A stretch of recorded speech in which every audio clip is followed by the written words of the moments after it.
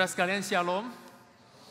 Oke, puji Tuhan, hari ini kita bisa berjumpa, kita bisa bersama-sama menyembah Tuhan, dan saya punya kesempatan untuk membagikan kebenaran firman Tuhan. Satu kesempatan istimewa dan kehormatan bagi saya untuk dapat membagikan firman Tuhan di tempat ini. Terima kasih untuk kesempatan yang diberikan oleh Gembala Sidang dan tim kemajelisan kepada saya. Hari ini saudara sekalian, kita mau sama-sama mencoba memikirkan tentang tema ini, yaitu mencari dan menemukan yang terhilang. Ini mungkin satu tema yang tidak asing buat kita, satu tema yang begitu kita baca, kita tahu apa itu isinya. Saudara mungkin bisa menebak arah khotbah saya, dan saya mau bilang apa yang saudara tebak, apa yang saudara pikirkan, itu benar nggak salah. Ini pasti ujung-ujungnya tentang apa? Ayo, tentang apa? Ayo. Tentang misi. Yes, katakan bersama-sama misi. 2, 3. Iya, betul. Tentang misi, tentang penginjilan. Ini sesuatu yang kita tahu, saudara. Sesuatu yang saya dengar dari kecil, sesuatu yang terus-menerus dibicarakan. Tetapi saudara, ini adalah satu perjalanan iman saya. Ini adalah satu pertumbuhan kerohanian saya. Dan semakin saya melayani, semakin banyak saya berjumpa dengan orang-orang Kristen, berjumpa dengan gereja Tuhan yang ternyata tahu akan hal ini. Tetapi hal ini bukanlah menjadi suatu prioritas di dalam kehidupan atau di dalam gerejanya. Oleh sebab itu pagi hari ini, dengan segala doa, dengan segala kerinduan di dalam persiapan saya sungguh berdoa kiranya sharing saya bisa menjadi berkat bagi saudara sekalian. Mari kita bersama-sama membaca satu bagian firman Tuhan yang mendasari perenungan kita, yaitu dari Matius pasal 9 ayat 35 sampai 38. Kita membaca secara bertanggapan. Demikianlah Yesus berkeliling ke semua kota dan desa, Ia mengajar dalam rumah-rumah ibadat dan memberitakan Injil Kerajaan Sorga, serta melenyapkan segala penyakit dan kelemahan.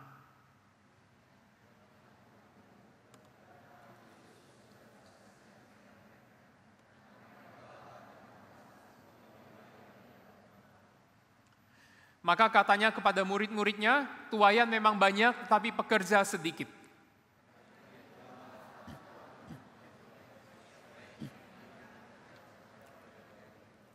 Ya, saudara sekalian, dalam kehidupan kita sehari-hari, kita seringkali berjumpa dengan apa yang disebut sebagai persoalan benar dan salah. Betul nggak? Apa itu benar, apa itu salah? Kita berjumpa dengan realita dalam kehidupan kita sehari-hari yang membuat kita mikir, ini benar nggak ya? Atau ini salah ya? Coba kita lihat ini ya. Saudara pernah lihat gambar ini? Pernah lihat maksudnya kejadian seperti ini? Orang menggunakan mobil kecilnya untuk tempat berjualan sayur. Benar nggak saudara? Apa salah ini? Ayo. Menurut saudara ini benar apa salah? Yang bilang ini salah siapa? Oke, ada beberapa orang bilang salah. Yang bilang ini benar siapa? Oke, ya lebih banyak yang mengatakan ini benar. Sekarang saya mau tanya, yang bilang salah ini salahnya apa? Mobil gua nggak pakai mobil lu, ya nggak? Gua juga nggak minta lu bayarin bensinnya. Gua juga nggak minta lu jualan bantuin gua. Mobil gue yang jualan, apa salahnya? Gue bayar pakai duit gue sendiri. Yang bilang benar, kenapa benar?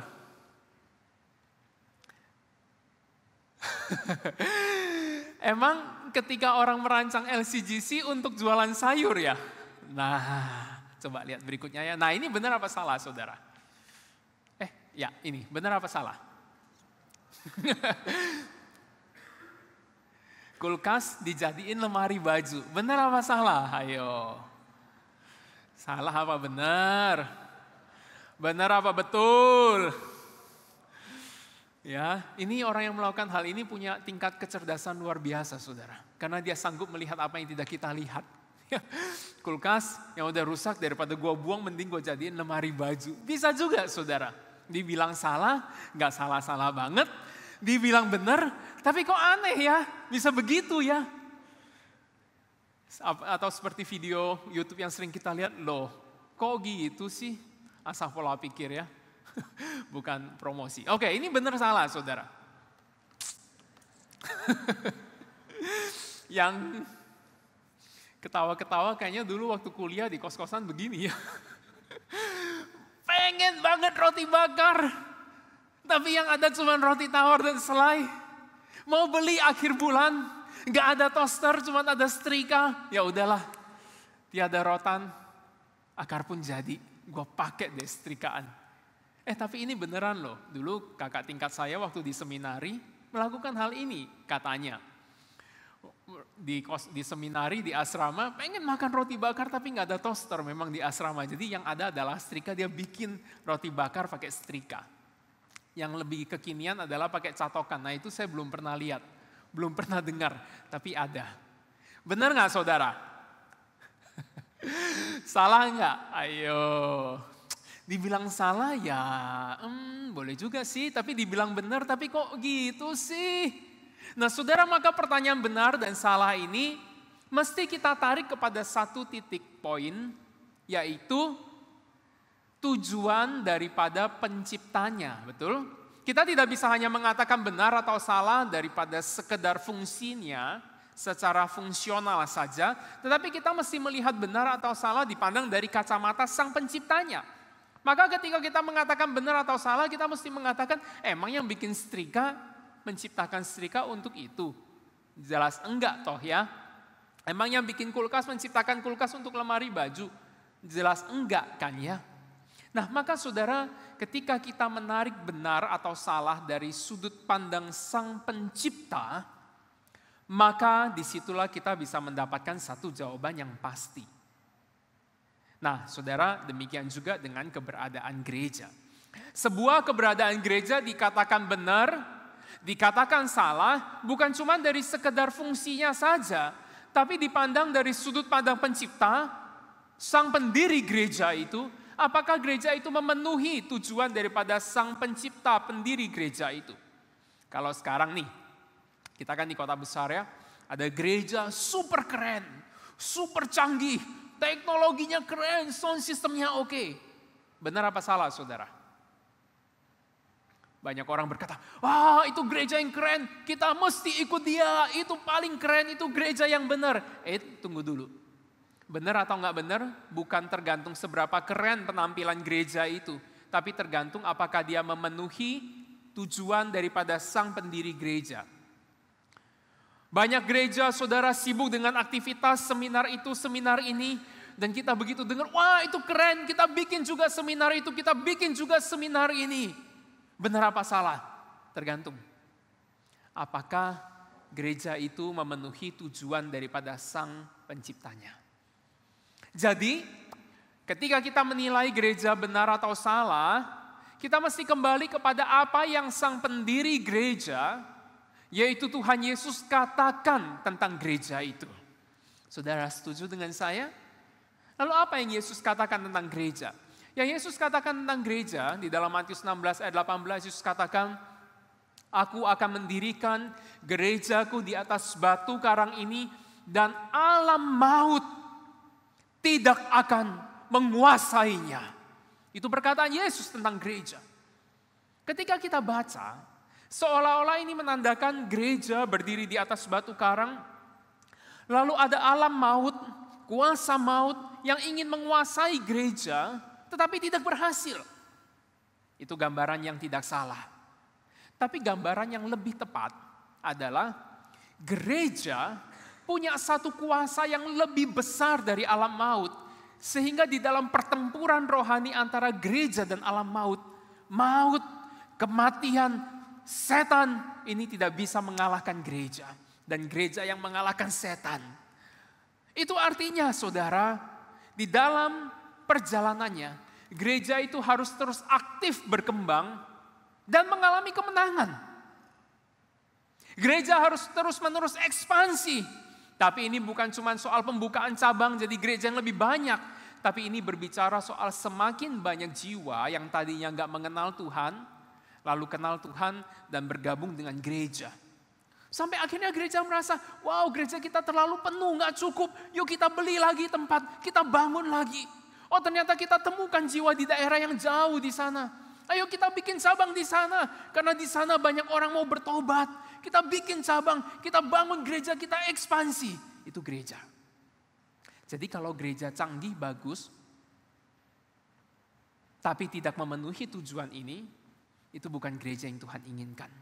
Tapi kalau dia canggih, bagus, keren, dengan berbagai macam program, dan dia aktif berkembang karena pertobatan jiwa-jiwa baru itu bertambah banyak, itu gereja yang keren. Itu juga berarti ketika kita melihat gereja yang sederhana, gereja yang tidak indah dipandang mata, tetapi gereja itu efektif di dalam penjangkauan, pertobatan jiwa-jiwa baru terus-menerus terjadi, itu gereja yang keren di mata Tuhan. Saudara setuju dengan saya? Di China, di Jawa Barat ini terutama saudara ada begitu banyak gereja-gereja yang kita nggak kelihatan, tetapi sangat efektif di dalam menjangkau jiwa. Orang-orang terus-menerus dimenangkan, bertobat, dan mereka gerilya memenangkan jiwa di mana-mana. Inilah gereja yang Tuhan inginkan. Itu artinya jemaat di dalam gereja itu rindu untuk terus cari jiwa. Ini artinya orang-orang Kristen yang bergabung di dalam gereja itu punya satu pikiran, aku harus terus cari jiwa dan memenangkan jiwa bagi Tuhan. Pertanyaannya, mungkin gak sih? Mungkin. Yesus berkata, tuaian memang banyak. Banyak saudara tuaian itu. Apa artinya tuaian? Saudara, tuaian itu artinya tanaman yang sudah matang. Kalau kita lihat ladang yang sudah menguning, itu siap dituai. Apa itu tuaian? Sekarang lagi musim mangga, kalau kita jalan lihat, wah di pohon banyak mangga berbuah. Nah itu tuaian. Tuaian banyak dan siap dituai. Oke, itu gambaran yang Tuhan Yesus berikan bagi gereja hari ini. Jadi saudara, Tuhan Yesus bukan mengutus kita ke tempat-tempat yang gersang, yang tidak ada tuaian, bukan.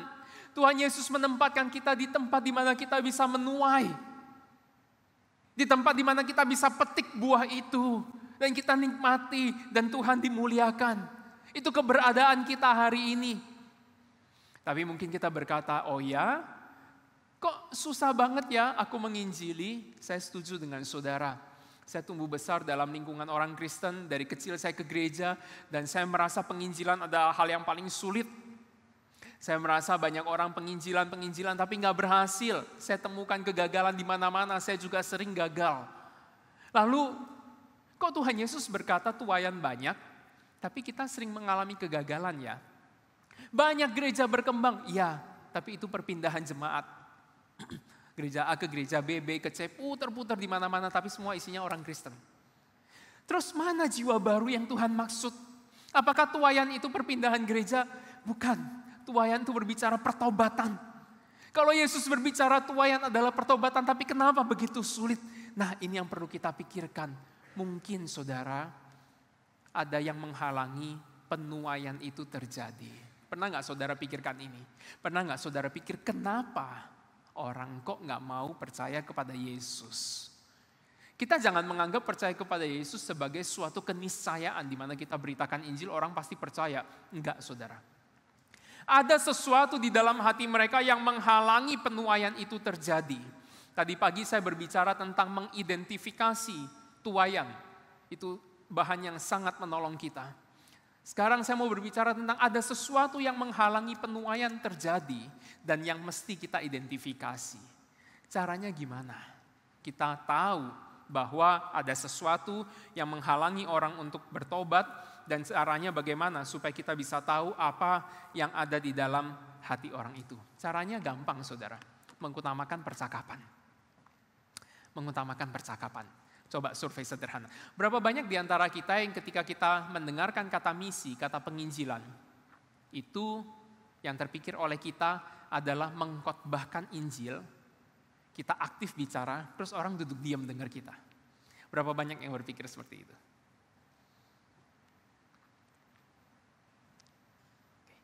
Luar biasa, tidak ada. Berapa banyak yang ketika berbicara tentang penginjilan langsung pikir kapan gue pulang ya? Oke, puji Tuhan. Berapa banyak yang ketika bicara tentang penginjilan memikirkan apa sih itu? Luar biasa. Apakah ada orang di sini?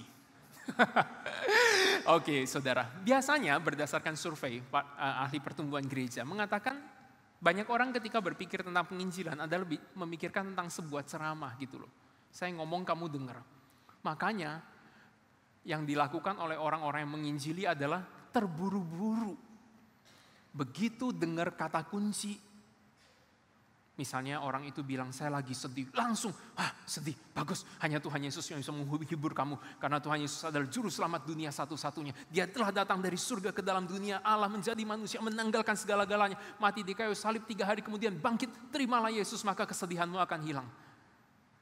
Sudah kita ngomong, kita lihat muka dia lagi bengong, apa sih lu? Gua bilang gua sedih, lu bilang Tuhan Yesus datang ke dalam dunia mati dan bangkit, gak nyambung. Gitu loh saudara. Nah oleh sebab itu penting bagi kita untuk memikirkan tentang percakapan. Saudara, percakapan seperti apa sih yang akan menolong kita untuk mengerti orang itu mikir apa? Apa yang menjadi penghalang bagi seseorang untuk kenal Yesus? Apa sih penghalangnya? Nah saudara, ada 4 tipe percakapan yang sangat penting yang harus kita ketahui. Pertama adalah percakapan yang memperjelas. Seperti pemusik, rekan-rekan pemusik kita pasti sangat peka di dalam mendengarkan. Oh ini fals, ini enggak, ini benar, enggak. Yang kedua saudara adalah percakapan yang menggambarkan seperti seorang pelukis. Oh kira-kira dia itu lagi mikir ini. Kemudian percakapan yang menyingkapkan. Oh aku tahu. Ini loh yang dia rasakan. Dan yang terakhir percakapan yang membangun. Kita mulai bangun jembatan menuju Injil. Mari kita mulai satu persatu. Saudara, suatu hari dalam penginjilan, dan saya yakin di dalam banyak penginjilan, saudara pasti mendengarkan kalimat ini. Semua agama itu sama. Udahlah, gak usah fanatik. Agamamu, agamaku sama, banyak jalan menuju ke Roma. Betul saudara, pernah mendengar kalimat itu, betul? Betul, teman-teman saudara yang belum percaya pasti mengatakan hal itu. Ketika kita mendengarkan kalimat itu, saudara, hati kita biasanya, kalau kita adalah orang Kristen yang sungguh-sungguh, hati kita dipenuhi dengan api emosi dan pengen langsung ngomong untuk menjelaskan bahwa itu salah. Tapi saudara tahan dulu. Jangan pernah memulai pada level ini. Biarkan dia ngomong, kita tanya, terus gimana? Maksudnya sama gimana? Iya, sama. Coba, kamu doa, saya juga doa. Sama kan? Kamu mengajarkan perbuatan baik, saya juga mengajarkan perbuatan baik. Sama kan? Kamu punya tempat ibadah, aku juga punya tempat ibadah. Sama kan? Oke. Terhubung. Begitu kita ngomong, oh iya, benar juga ya. Kita mulai terhubung. Oke. Terus apalagi yang sama? Dia mulai, wah gile, baru kali ini ada orang Kristen yang tanya gue begini. Dia cerita lagi. Dia mulai merasa nyaman, kita mulai merasa nyaman. Dan otak kita sedang berpikir, apa ya yang tidak konsisten? Ada nggak percakapan-percakapan, kalimat-kalimat yang tidak konsisten dari pernyataan dia? Nah ini percakapan yang mendengarkan. Ini adalah sesuatu yang sangat penting. Dengarkan apakah ada kepercayaan dan kerinduan hati yang berbeda. Orang yang berkata semua agama sama.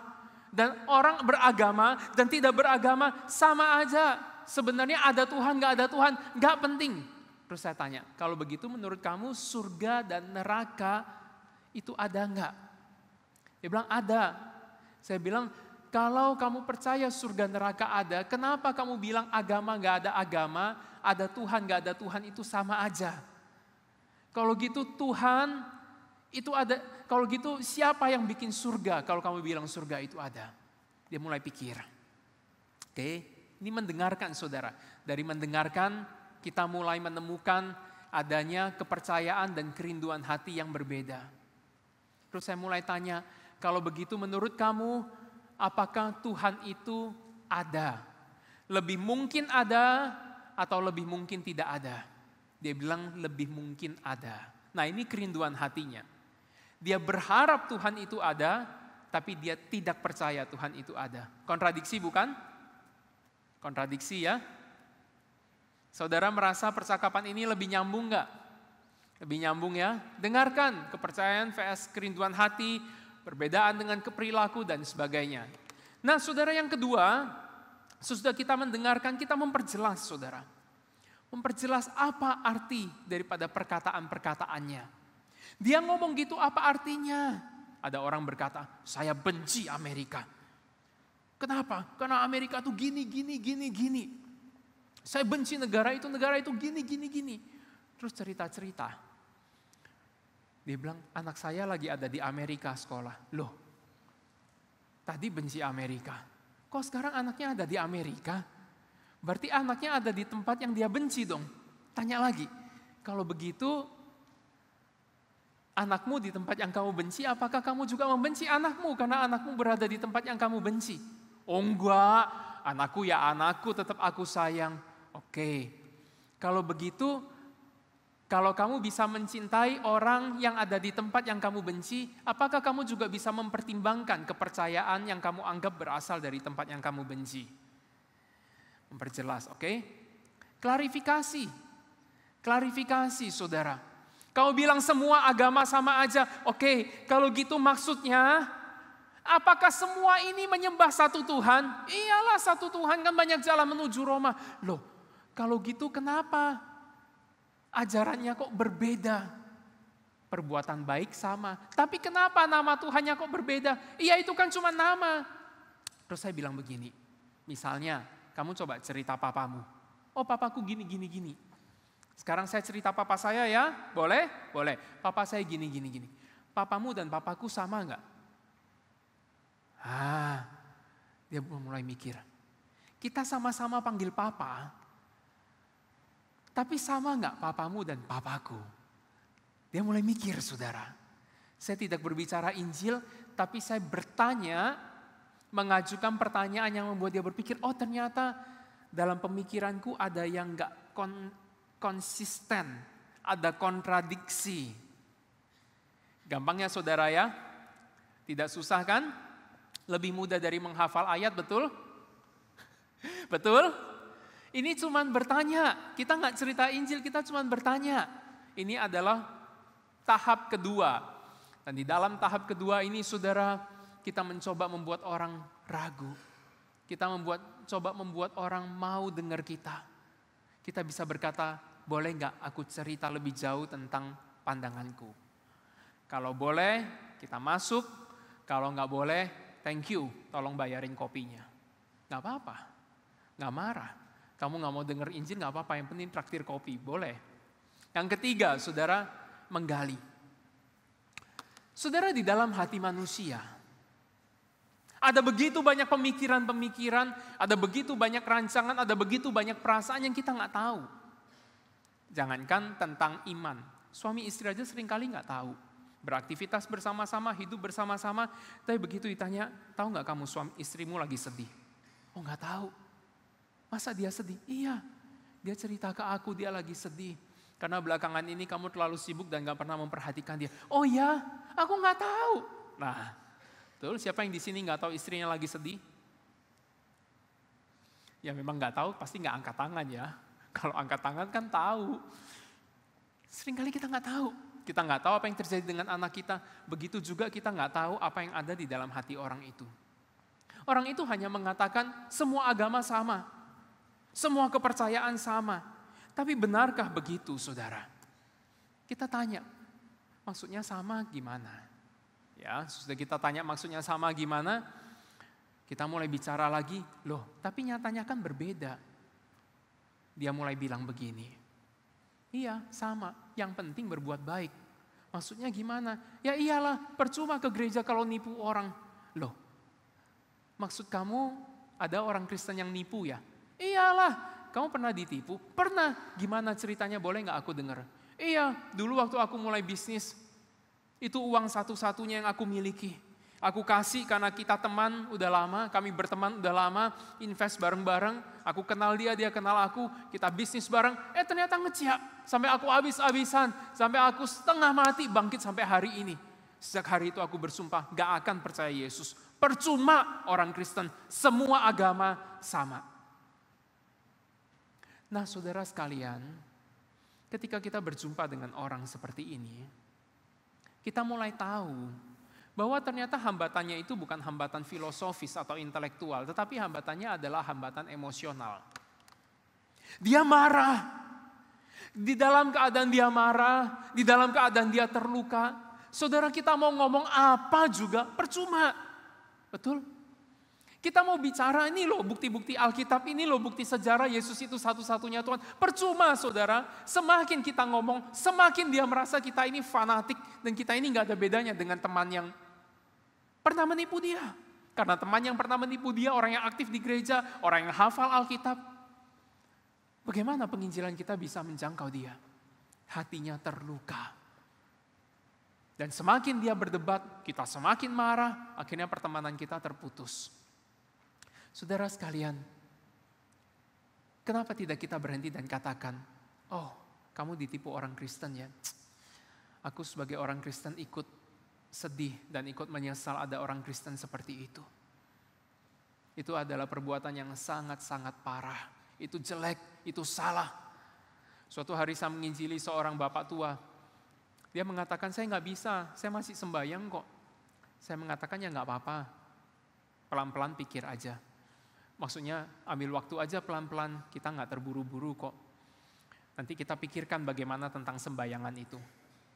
Dia berkata, oh ya, dulu ada orang yang juga datang menginjili saya, bilang begini, nggak usah sembahyang lagi. Jangan sembahyang lagi, dibuang aja sembahyangannya. Karena asap dari dupa itu merusak mata. Saudara, kalau saudara adalah orang yang melakukan ritual sembahyang di posisi dia, terus orang Kristen datang bilang jangan sembahyang, asap itu merusak mata. Padahal sembahyangan itu adalah untuk papa mama yang kita kasihi, yang kita hormati. Saudara, apa perasaan kita? Marah bukan? Kesel bukan? Mungkin kita gak langsung melampiaskan, tapi kita dalam hati bersumpah, gak akan gue pergi ke gereja, gak akan gue percaya Yesus. Gereja agama yang tidak sopan, tidak menghormati orang tua. Buat apa ke gereja? Saudara, ketika orang itu mengatakan, ada orang Kristen yang mengatakan bahwa gak usah sembahyang lah, asap merusak mata. Saudara, saya langsung berkata, maafin saya sebagai sesama orang Kristen turut merasa malu atas perkataan dia. Itu perkataan yang salah. Itu perkataan yang gak patut. Itu sikap yang salah. Saudara, kita tidak setuju dengan sembahyang. Kita tidak setuju dengan kepercayaan orang. Tapi kita tidak perlu melukai hati orang. Apalagi itu adalah sesuatu yang dilakukan karena ikatan emosional dengan orang yang dia kasihi. Dia katakan, orang tua saya sudah meninggal. Dan saya sudah jalani ritual ini puluhan tahun. Ini adalah bentuk komitmen saya terhadap orang tua. Kenapa kita harus melukai hati orang? Kita tidak membenarkan, tapi kenapa kita harus melukai hati orang? Kita ingin memenangkan dia, tetapi dengan statement kita, dengan sikap kita, kita membuat orang semakin jauh dari Yesus. Stop lakukan itu, kenali hambatannya. Dan kalau itu hambatan emosional, kasihi lebih lagi. Perhatikan lebih lagi, doakan lebih lagi. Kalau itu hambatan intelektual, berdoa supaya kita punya kesempatan atau cara untuk bisa menjangkau dia. Dan yang terakhir baru kemudian kita menemukan sebuah titik temu.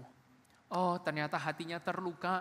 Pantesan tiap kali diinjil selalu berkata agama sama, ini itu. Ternyata hatinya terluka dan ternyata hatinya udah gak mau.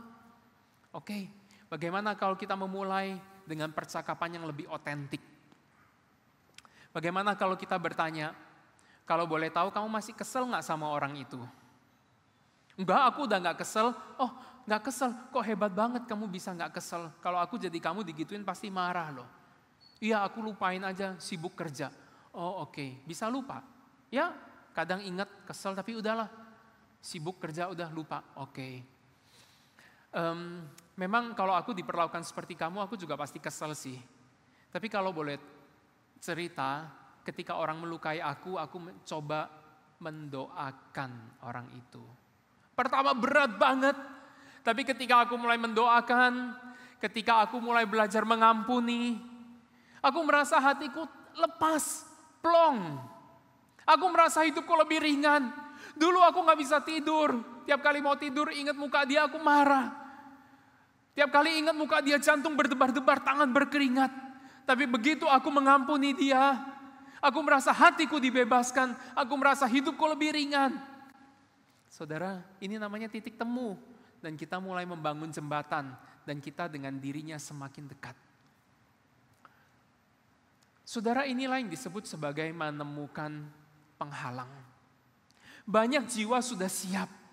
Banyak orang mau mendengarkan Injil Kristus. Siapa sih yang gak butuh jaminan keselamatan? Siapa sih yang gak butuh berita tentang pengampunan dosa? Siapa, saudara? Siapa yang gak butuh tentang berita ada Tuhan yang mengasihi, yang mau memberkati? Beberapa minggu lalu saya ketemu dengan seorang teman dari latar belakang agama lain. Saya mengatakan dia mulai datang ke gereja lebih aktif. Saya mengatakan, kenapa datang ke gereja? Apakah kamu mulai percaya Tuhan? Dia bilang, ya saya percaya Tuhan. Aku bilang, apa yang membuat kamu percaya Tuhan? Dia bilang, dulu saya percaya karma.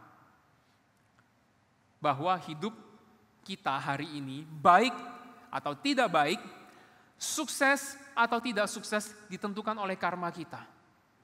Dulu, ditentukan oleh perbuatan kita. Kalau perbuatan kita jahat, kita gagal. Perbuatan kita baik, kita sukses. Dia mengatakan, saya mulai berpikir, gila, mana bisa gue hidup seperti ini? Berapa banyak kesalahan dosa yang mesti gue tanggung. Dan karena dia teman, bukan Kristen, saudara, segala perkataan-perkataan sehari-hari muncul, saudara, kebun binatang semua muncul. Ya, saya enjoy mendengarkan sambil makan, hahaha. Karena itu namanya kita sedang mendengarkan, sedang membangun percakapan dan membangun jembatan. Nah, saudara sekalian, penghalang itu perlu untuk ditemukan. Dan perjalanan menemukan penghalang ini adalah satu perjalanan yang perlu kita lakukan secara bersama-sama. Apa itu artinya bersama-sama? Saudara, mungkin saya adalah orang yang bisa mendengarkan, tetapi saya kurang pandai berbicara. Mungkin saya adalah orang yang bisa menemukan halangannya. Misalnya saya berbicara dengan seorang teman, ternyata halangannya intelektual. Dia benar-benar mempertanyakan Tuhan secara filosofis. Oh, saya nggak punya latar belakang teologi dan filsafat. Nggak apa-apa, santai. Boleh nggak aku kenalin kamu ke temanku? Di gereja ada yang jago, temanku ada yang jago. Ada yang suka tentang topik ini, boleh nggak kita diskusi lebih jauh? Perkenalkan dengan teman yang lain, perkenalkan dengan hamba Tuhan, perkenalkan dengan pemimpin komsel kita. Pertemukan, kita bersama-sama. Bicara-bicara panjang lebar, saudara, seringkali menjadi begitu melelahkan. Kita butuh makanan. Oke, ada yang gak punya waktu, gak bisa ngomong, tapi punya duit, minta sumbangan.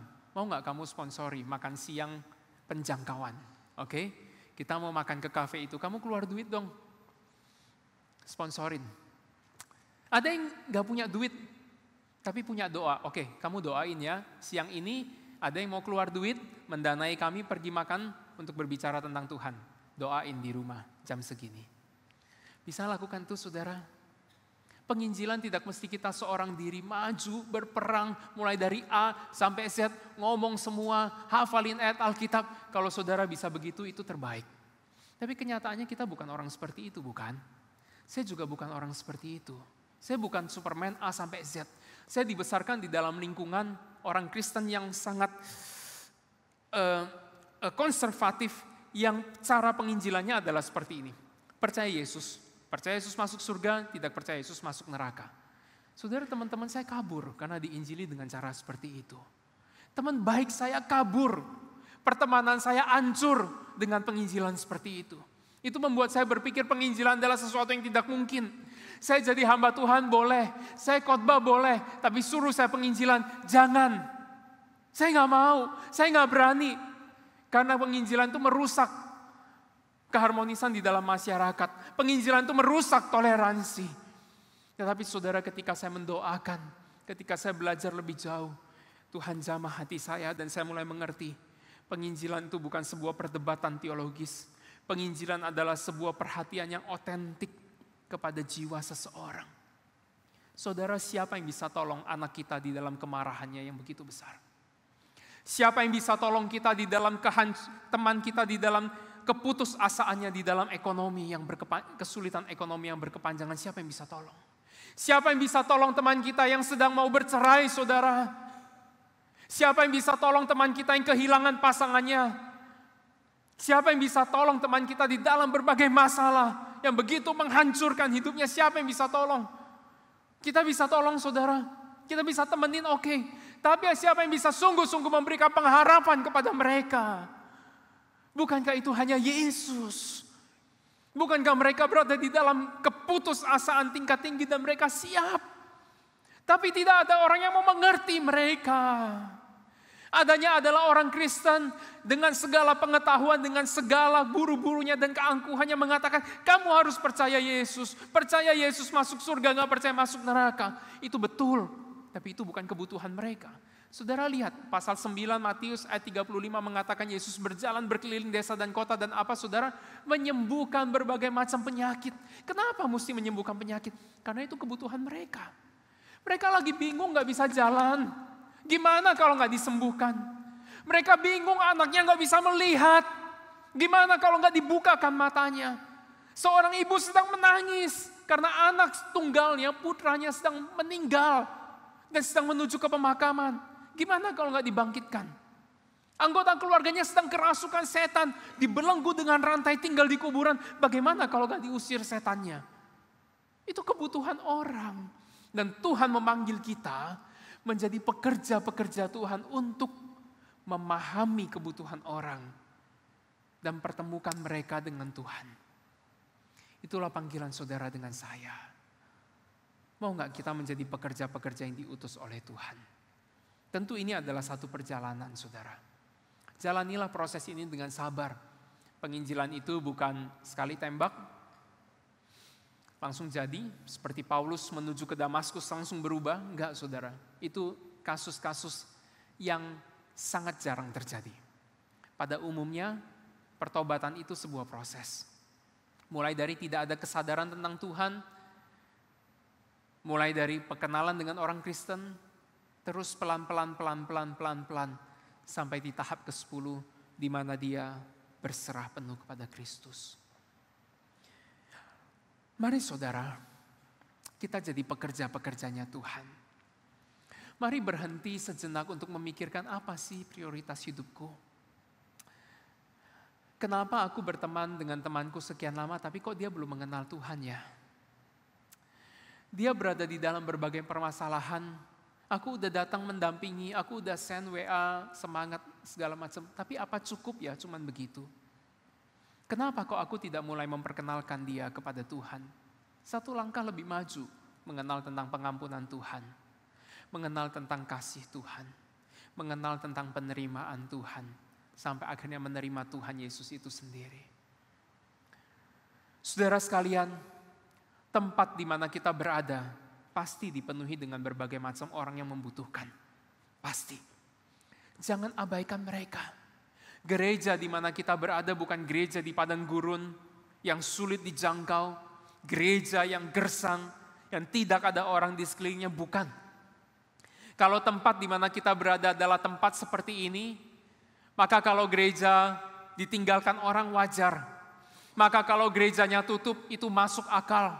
Tapi gereja di mana kita berada, lokasi di mana kita berada saat ini adalah gereja di tengah kota, saudara. Saudara bekerja di pusat daripada kota, saudara bekerja daripada pusat daripada negara Indonesia. Tempat yang dituju orang, berjuta-juta orang berlomba-lomba datang ke Jakarta.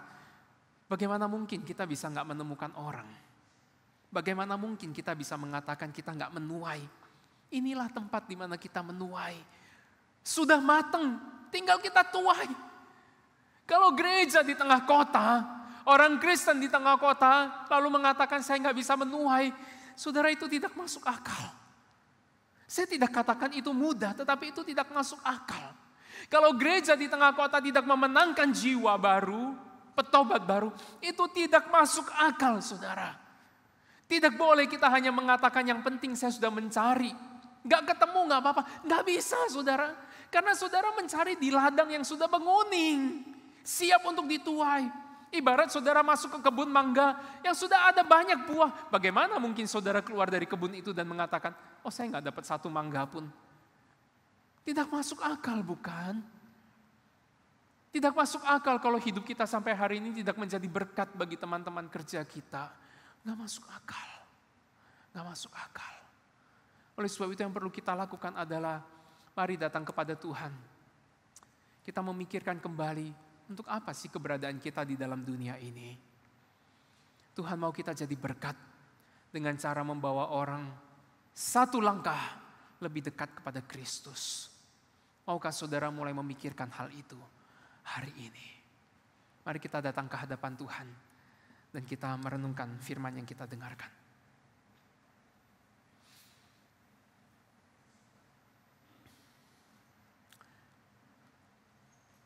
Saya tidak tahu apakah kita adalah orang-orang yang mempedulikan orang di sekitar kita. Saya tidak tahu apa yang menjadi respon kita ketika kita bertemu dengan orang-orang di dalam berbagai pergumulan dan permasalahan hidup mereka. Tetapi hari ini, saudara, Tuhan ingin kita pergi menjadi pekerja-pekerja untuk menuai tuayan yang ada di ladang di dalam dunia ini. Mungkin kita sibuk sehingga kita tidak punya hati untuk mereka. Tapi mari berkata pada Tuhan saat ini, tolong Tuhan, berikanku hati seperti hatimu. Memandang mereka sebagai tuayan. Ajarku berjalan di dalam rencanamu, memulihkan temanku, memulihkan keluargaku.